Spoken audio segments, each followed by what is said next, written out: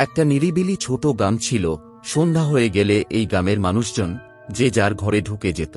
তারপর দরজা জানালা লাগিয়ে দিয়ে সব চুপচাপ। রাত হয়ে গেলে মনে হয় না যে এই গ্রামে কোনো মানুষ আছে। গ্রামের মানুষদের প্রতিটি রাত এক ভয়ঙ্কর রাত, কারণ এই গ্রামের একটা ভয়ঙ্কর রহস্য লুকিয়ে আছে। এই গ্রামের ধারে একটা জঙ্গল আছে, সেই জঙ্গলের ভিতরে একটা কবরস্থান আছে, আর এই কবরস্থানের কাছে বসবাস করে মানুষ খেকো ভয়ঙ্কর এই পেতনি।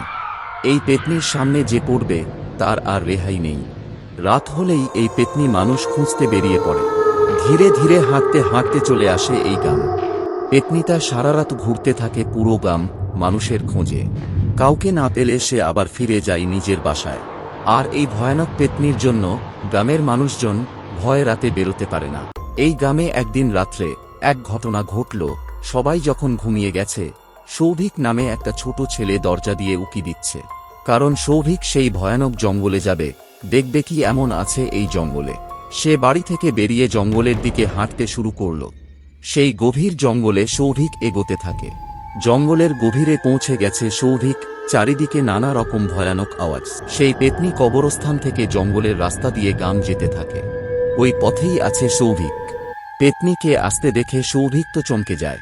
আর সেই ভয়ানক পেতনি চলতে থাকে গ্রামের পথে। পেতনি কিন্তু সৌভিককে দেখেনি। সৌভিক পেতনিকে দেখেই সে ছুটতে থাকে। সৌভিকের কি হবে, প্রাণে বাঁচবে না এই কবরস্থানের পেতনি ধরে ফেলবে? পরবর্তী পার্ট আসছে।